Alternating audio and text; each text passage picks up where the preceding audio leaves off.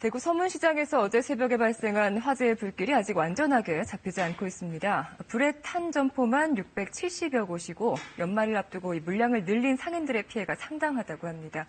사실 서문시장의 대형 화재는 이번이 처음이 아닌데요. 왜 또 이런 일이 벌어진 건지 서울시립대 소방방재학과 이영주 교수와 살펴보겠습니다. 네, 안녕하세요. 네, 안녕하십니까. 대구 서문시장 사지구에 대한 현장 감식이 있었는데 네. 그 화재 원인이 좀 밝혀졌습니까? 지금 현재 화재가 굉장히 장시간 이렇게 이제 지속이 됐고요. 지금 현재까지도 계속 잔불 정리 중인데요. 그러다 보니까 또 전소된 상황이고 이러다 보니까 사실 현장에서 화재의 원인이라든지 또 최초 발화 장소 이런 것들을 지금 확인하기는 상당히 좀 어려운 상황이고요. 네. 그래서 아직 현장 상황이 다 정리되지 않았음에도 불구하고 오늘 이미 감식반이 이미 들어가서 현장 감식을 진행을 하고 있거든요. 또 한편으로는 또 이제 그 화재 현장에 있었던 목격자의 증언이라든지 또 그 화재 상황을 기록한 CCTV 확보를 해서 이런 것들을 해석해서 화재 원인을 규명하려고 하는데요. 대부분 CCTV 같은 경우도 이제 화재가 나면서 화염에 의해서 CCTV가 망가졌거나 또 혹은 전원이 끊겨서 제대로 기록이 안 되는 등 좀 어려움이 있을 것으로 보입니다. 워낙 큰 불에 다 타버렸을 테니까 네, 원인 맞습니다. 규명이 좀 어려운 상태입니다. 네. 전문가 입장에서 봤을 때 화재 원인을 어떻게 추정하고 계십니까? 실제로 이제 전통시장이라든지 이러한 경우에 기존에 화재가 발생했던 양상들을 보면은요, 대부분 노후화에 따라서 이렇게 전기적인 요인, 뭐 합선이라든지 이를테면 누전이라든지 이런 전기적인 요인에 의한 화재가 가장 많았었거든요. 네. 근데 실제로 이번 서문시장 같은 경우에는 뭐 어떤 분들은 이제 펑하는 소리와 함께 화염이 이제 치솟는 걸 봤다라고 하시는 분들도 있고 또 최초 발견했던 경비원분 같은 경우는 건물 외벽부터 처마 쪽으로 화재가 굉장히 크게 치솟아 오른 것을 확인했다라고 하시는 것들도 있어서 사실 어떻게 보면 이런 전기적인 원인일 수도 있지만 또 한편으로는 최근에 방화라든지 이런 여러 가지 가능성 등을 염두에 두고 좀 판단을 해봐야 될 것 같습니다. 알겠습니다. 이번 사고로 점포 대부분이 전소되고 또 일부 건물은 붕괴가 됐습니다. 어제 대구 서문시장에서 발생한 화재 현장 화면으로 보시겠습니다. 불이 시작된 건 어제 새벽 2시 10분쯤이었습니다. 건조한 날씨 속에서 불은 빠르게 번졌고 700명이 넘는 소방관들의 노력에도 불길은 쉽사리 잦아들지 않았습니다. 통 터지는 거요. 또 터지고 뭐 연발 막 대포 소리가 터는 거요. 그 가스 터지는 소리인 줄 알았어요. 결국 불이 난 지 3시간 만에 사지구내 점포 670여 곳이 모두 타버렸습니다. 날이 밝자 소방 헬기까지 동원돼서 물을 끓여댔지만 새카만 연기는 멈추지 않습니다. 닭이 다 타버렸어요. 다 타버렸어요. 발을 동동 굴러보지만 매캐한 연기와 붕괴 위험 때문에 상가 진입이 불가능했습니다. 심각한 피해를 입은 서문시장. 지금 이 시간에도 불길을 잡는 손길이 계속되고 있습니다. 지금 가장 참혹한 심경을 겪고 있는 분들은 바로 상인분들이겠죠. 직접 현장 이야기를 들어보겠습니다. 대구 서문시장 상인연합회의 김영우 회장이 전화로 연결되어 있습니다. 회장님 나와 계십니까? 예, 안녕하십니까. 네, 혹시 지금 어디 계세요? 시장에 계신 거예요? 예, 시장에 현장 근방에 있습니다. 많이 착잡하실 텐데 지금 시장 현장 상황이 어떤지 불길이 많이 잡혔습니까? 불길은 거의 잡힌 것 같고 잔불 지금 정리를 하고 있는 그런 시장입니다. 네, 그 회장님께서도 불이 난 그 사지구에서 상가를 운영하고 계셨다고 들었는데요. 제가 예. 상가가 다 타버린 상황이지요? 예. 피해가 얼마나 될까요? 상가 우리 사지구 전체 상가에 여보세요? 네, 말씀해 주시면 됩니다. 예, 전체 상가 피해액이 지금 상인들로 대강 우리가 봤을 때 한 1,000억 내외는 안 되겠나 그렇게 생각을 하고 있습니다. 잔불이 남아있는 상황이고 또 무엇보다 건물 구조물이 또 붕괴될 수도 있는 상황이기 때문에 상가 출입은 어려울 것 같은데 운영하던 상가를 직접 가서 확인을 해보셨어요? 예, 그걸로 어제 정부에서 구역청장님들이나 오셔가지고 네네. 그래가지고 같이 돌면서 갔습니다. 저희 가게도. 참 질문을 드리기도 죄송스러운데 그 밤사이에 잿더미가 되어버린 상가를 보신 그 심경이 어떠셨는지요? 예, 저희 가슴 미어지고 참 아픕니다. 할 말이 없습니다. 겨울이었고 또 야시장이었기 때문에 사람이 많지는 않았을 것 같습니다. 혹시 상인들의 다쳤다거나 인명피해는 없는 거죠, 회장님? 상인들은 다치는 것이 없고 소방관 두 분이 입구에서 무너지는 바람에 화재가 나서 무너지는 바람에 두 분이 양끝 경상을 약간 입을 정도입니다. 네, 다행히 인명 피해는 크지 않았고 이제 문제는 예. 상가에 대한 피해일 텐데요. 예. 다행히 그 화재 보험은 들어있다고 하는데 한 78억 원 정도가 되고요. 근데 또 상가 76억 원 정도. 72억 원 정도 됩니까? 76억. 76억이요. 예, 예. 근데 그 상가 개별 가게는 보험을 든 것도 있고 들지 못한 것도 있다. 이 차이는 왜 있는 겁니까? 그것은 뭐 들은 분도 계시고 여러 한 분은 또 보험도 못 들고 이런데 한 30% 정도 들은 걸로 알고 있습니다 지금. 네. 그런데 이제 30%. 전통시장이 보험회사에서 보험을 넣어주는 걸 좀 꺼려합니다. 네. 이 꺼려하기 때문에 지금 현재 그리고 금액이 뭐 많이 1억도 이상 되었다가 지금은 또 5천만 원으로 내려왔습니다. 최고. 네. 예, 그래서 5천만 원밖에 못 들고 이러기 때문에 뭐 우리가 어려움이 사실 많습니다. 서문시장에서 지난 2005년에도 큰 화재가 있었잖아요. 예, 그렇습니다. 그때 이후에 상인들이 혹시 이런 화재에 대해서 대비를 해오고 있었나요?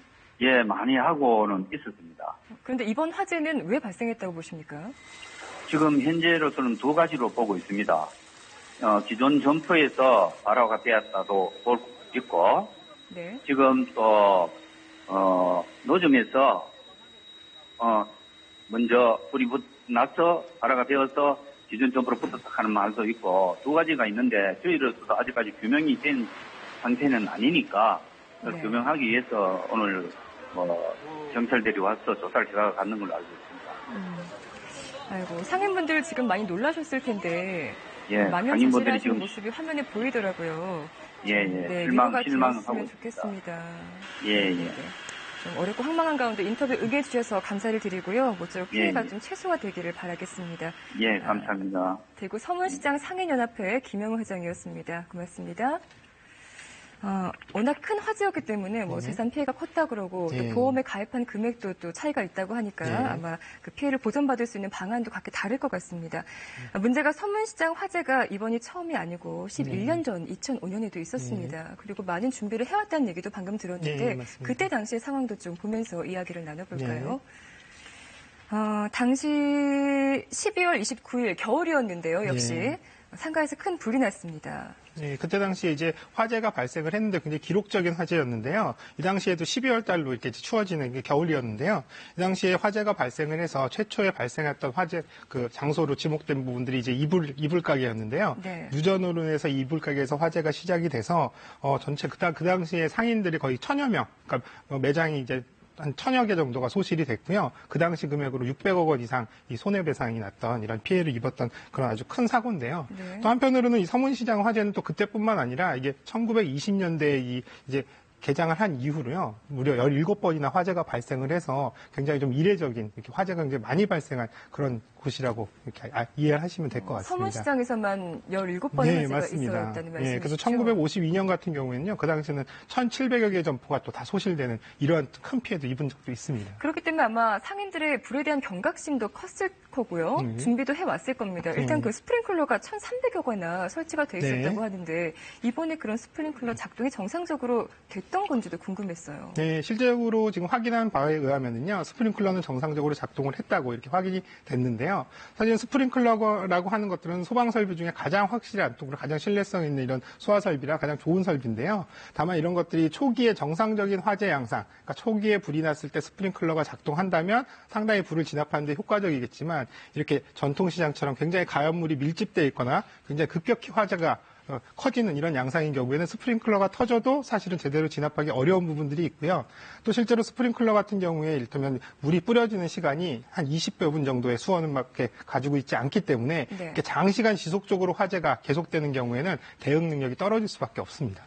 스프링클러만으로는 어찌 보면 화재를 막기 좀 역부족이었다는 네, 생각이 듭니다. 맞습니다. 그런데 이제 소방센터가 또 시장 근처에 있었고요. 실제로 신고를 받고 소방차가 달려온 시간도 1, 2분 남짓되는 것 같아요. 네. 그렇다면 초기 진화에 성공할 수도 있지 않았을까 싶은데요. 그래서 위치적으로 보면요, 시장의 바로 옆에 소방서가 있었기 때문에요, 소방대에 접근하는, 도착하는 시간은 굉장히 빨랐습니다. 근데 실제적으로 시장까지는 도착을 하는데 1, 2분에 도착을 했지만, 시장 내부에 이제 화재가 발생한 그 점포 앞까지 도달하는 데는 굉장히 어려움이 많이 있었는데, 있는데요. 네. 중간에 도로 중간중간에 매대라든지 또 이런 노점 같은 것들이 자리 잡고 있어서 실제로 소방대가 현장까지 바로 앞까지 접근하는데 시간이 상당히 지연이 됐고요.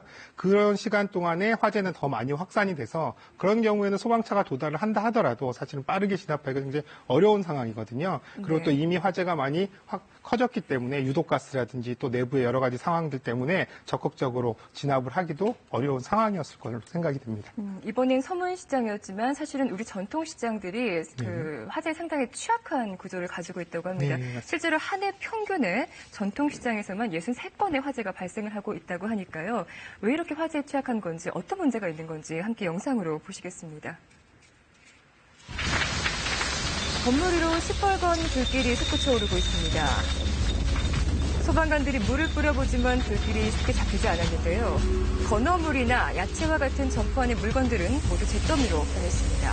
하다가 이제 어떻게 이렇게 그냥 다음에 뒤쪽으로 냉장고 그리고 싹 다 타버리고 그러지 말고 가게 또 물건 것들은 뭐 다 타버렸죠 이제. 지난 2015년에는 서울 강남 한복판의 전통시장에서도 큰 불이 났습니다. 불과 함께 시커먼 연기가 회오리 바람처럼 피어올랐고 곧 주변 가게에 불이 옮겨 붙으면서 주변 하늘도 검은 구름으로 들어갔습니다. 순식간에 빨간불이 막 나더라고요. 펑펑펑 소리가 막 나더라고요. 그 다음부터 불길이 그냥 확산이 금방 되더라고요. 순식간에 한 10분, 15분도 안 걸린 것 같아요. 화재에 취약한 시장 구조 때문에 전통시장에서는 매번 큰 피해가 발생하고 있습니다. 아마 이번 화재 원인도 정확하게 규명이 되어야겠지만 전통시장의 화재를 보면은 누전에 의한 화재가 많이 있었더라고요. 네. 그리고 또 옆으로 막 이렇게 옮겨 붙으면서 수백 개 예, 점포가 맞습니다. 있으니까요. 네. 이런 점들이 우리 재래시장을 좀 위협하고 있는 것 같습니다. 예, 실제로 이제 전통시장, 재래시장 같은 경우에는요, 뭐 지어진 지 적게는 1, 20년, 또 길게는 뭐 100년 가까이 된 이런 이제 시장들이 계속 이제 유지가 되고 있다 보니까요, 대부분 건물들이 노후화될 수밖에 없습니다. 이렇게 노후화되다 보면 전선이라든지 이런 여러 가지 전기 계통에 관련된 부분들이 굉장히 노후화돼서 화재에 취약할 수밖에 없고요.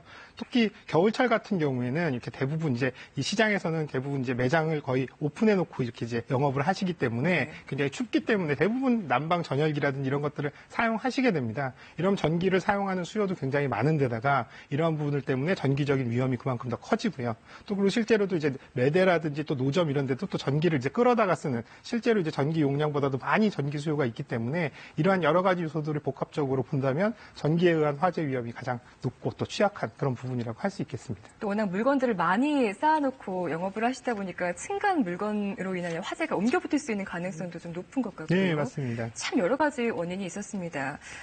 요즘 주택가도 화재가 많이 발생할 겁니다. 특히 이제 겨울철에 들어서면서 화재 위험이 높아지고 있는데 화재가 발생했을 때 피해를 최소화하기 위해서 가장 중요시 생각되는 게 어떤 겁니까?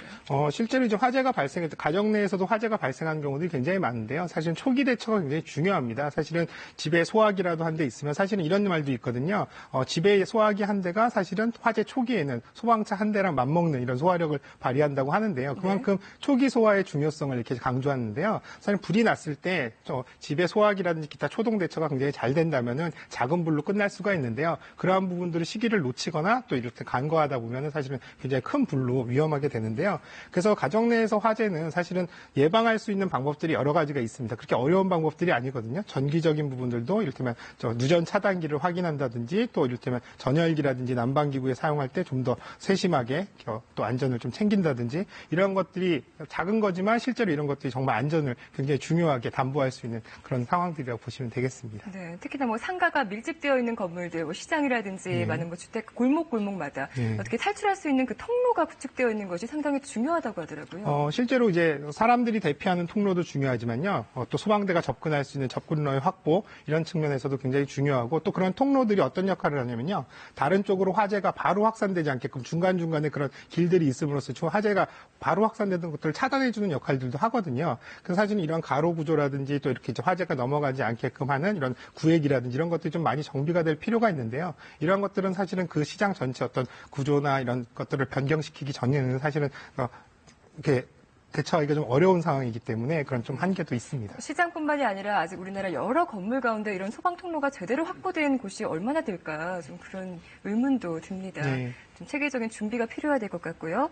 자, 자칫 부조리로 인해서 큰 화재가 발생할 수 있습니다. 피해가 이렇게 크다고 하니까 걱정입니다. 앞으로 겨울철에도 화재를 좀 막고 부조리로 인한 손실을 줄이기 위해서 각 가정에서 또 건물에서 어떤 노력이 필요하다고 보십니까? 네, 특히 이제 겨울철 같은 경우에는 화재에 굉장히 취약할 수밖에 없는데요. 건조한 날씨 또 여러 가지 아까 말씀드린 전열기구의 사용 이런 것들이 화재의 취약성이 더 높아지는 계절이거든요.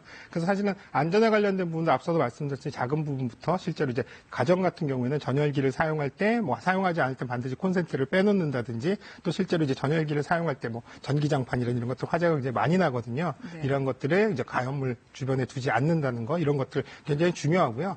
또 일반 건물 같은 경우에는 화재에 관련된 여러 가지 안전 설비 또 점검이라든지 이런 것들도 충분히 해야 되겠고요. 기본적으로 방화문 또 방화 셔터 이런 방화에 관련 구획에 관련된 부분들 또 피난 통로라든지 또 아까 말씀드린 대로 소방차가 접근할 수 있는 환경들이나 이런 것들이 잘 유지되고 있는지 항상 세심하게 챙겨볼 필요가 있습니다. 알겠습니다. 자, 지금까지 서울시립대 소방방재학과 이영주 교수였습니다. 잘 들었습니다. 네.